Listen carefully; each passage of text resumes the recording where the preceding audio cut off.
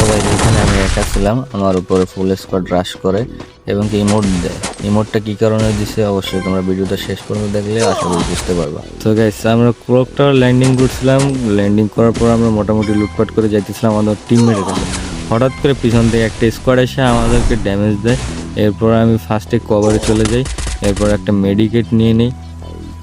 এখান থেকে লংয়ের থেকে কেউ আমাদেরকে ড্যামেজ দিচ্ছিল, আমি দেখতেছিলাম কোথা থেকে মারতেছিল। অবশেষে আমি ওকে দেখতে পাই, এরপর আমি ওদেরকে জুম করে একটা প্লেয়ার ডাউন করে দিই। এরপর ওর আর একটা টিমমেটকে মোটামুটি ড্যামেজ দিয়ে দিই। আমার উপরে হঠাৎ করে এখানে একটা প্লেয়ার রাশ করে দেয়, রাশ করার পরে আমাদের দুজনকেই ওরা ক্লিয়ার করে দেয়। তো এখানে আমি রিভাইভ পাওয়ার পরে ওদের কাছে ল্যান্ডিং করতেছিলাম, কারণ আমার কাছে মোটামুটি ভালোই টোকেন ছিল। ভাবতেছিলাম টিমমেটকে রিভাইভ করব। হঠাৎ করে এখানে অন্য একটা স্কোয়াড চলে আসে। তো এরপর আমি ওদের কাছে ল্যান্ডিং করতে থাকি। এরপর হঠাৎ করে আমার টিমমেটকেও ডাউন করে দেয়। এখানে আমি ল্যান্ডিং করে প্রথমে আমার টিমমেটকে রিভাইভ দিব।